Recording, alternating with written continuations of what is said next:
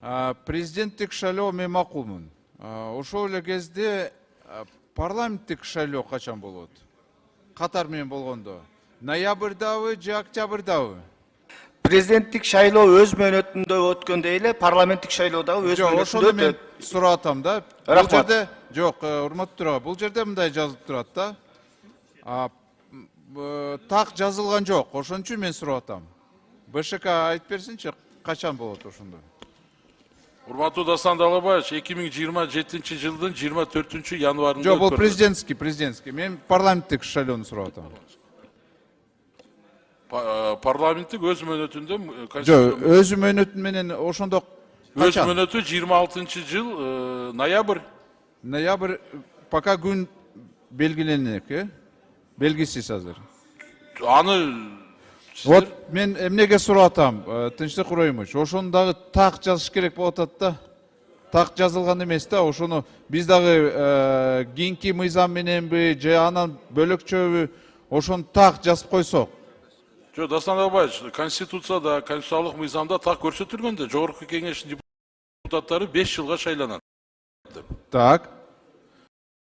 Президент дагы 6 жылга шайланат деп жазылган. Ооба, бирок эми ал жерде мен жогоруда айтып кеттим.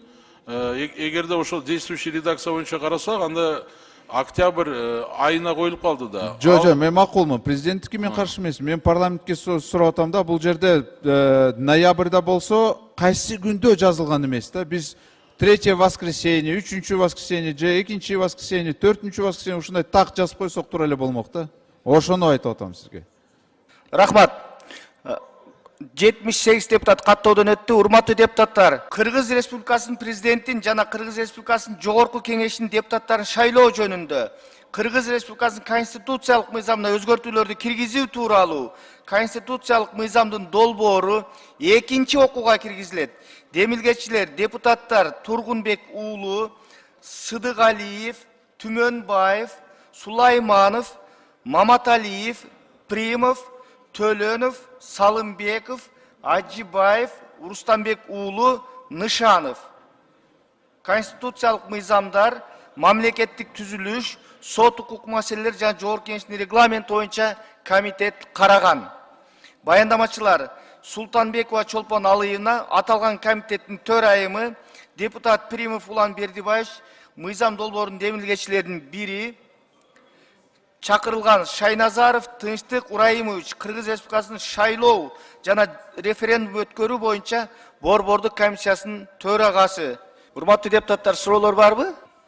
Дастан Далабаевич, сиз бүгүн чарчабадыңызбы? Сөз Бекешев Дастан Далабаевичте. Урматтуу депутаттар, бул мыйзам долбоору менен дистанттык добуш берүү киргизилип жатат. Бул жерде өтө чоң коркунуч бар. Мисалы, 1 май районунан же Свердлов районунан шайлоо болсо, ошол райондон чыгарып, башка районго, любой участкага тыгып, ошол жерге добушту бергенге талапкерлер ушундай кылышат да. Бул шайлоочуларды контроль кылынат да. Ошондо БШК өзү көрөт, бир топ эле изучуулар болот да.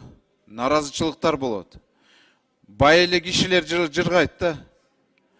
1000 агитатор бул дагы туура эмес. Өтө туура эмес. Урматтуу депутаттар, көбүнчө ойлойт мен ушул мыйзам менен мыйзам аркылуу келем деп. Андай эмес, жакшылап окугулачы ошол жерде.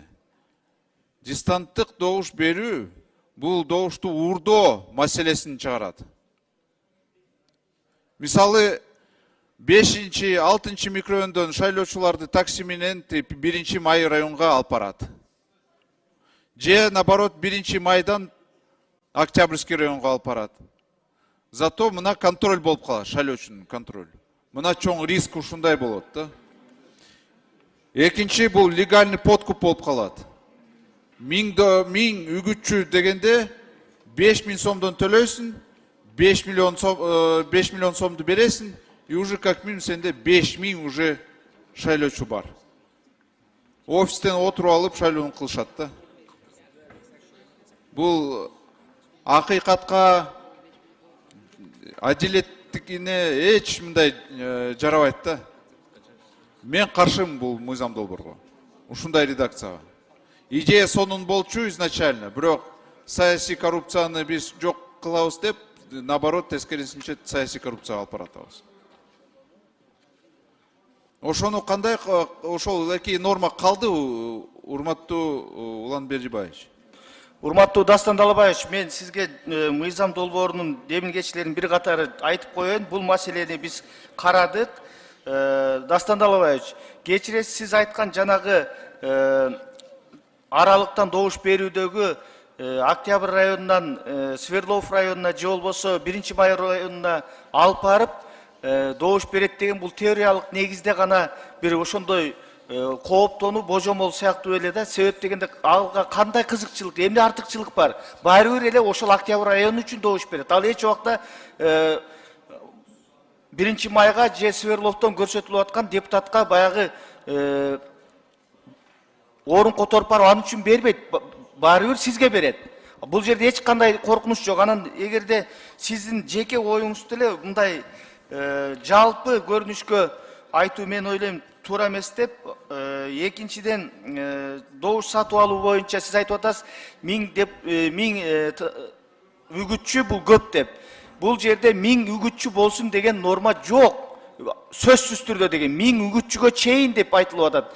100 болобу, 10 болобу, 15 болобу, ал сиз экөөбүздүн өзүбүздүн укугубуз. Эгерде депутатка бара турган болсок, канчоonu алабыз? Мүмкүнчүлүгүбүзгө жараша. Анан ошончо агитатордун ар бири ошончо добуш алып келет деген өзү дагы теориялык негизде. Мына шайлоодо көп учурлар болду.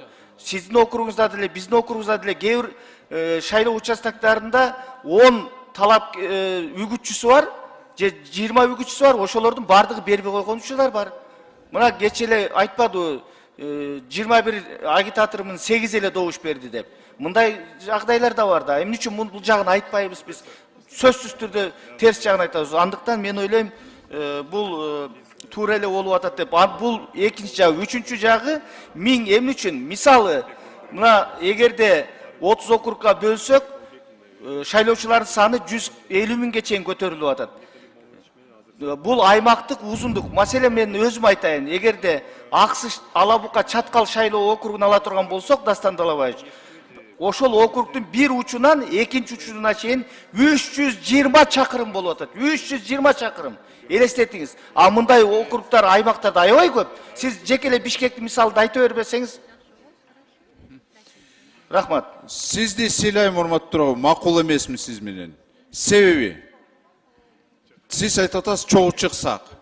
Эми шарттар ар кандай да. Мисалы көп акчалуу киши 1000 ала алат. Мен мисалы ала албайм үгүтчүнү. Бул бир. Экинчини болсо, точно ошону коркунучтуу сиз айтып атканыңыз кылбайт дегени кылат. Себеби мына домкомлор негизи катышпаш керек. Алар өзүнүн участкага барбай, ошол кишилерди башка участкага алып барат. Башка райондон чыгып, башка участка таксими алып барып, Бишкекте болобу, Сокулукта болобу, Ошто болобу ушуна кыла берет. Рахмат.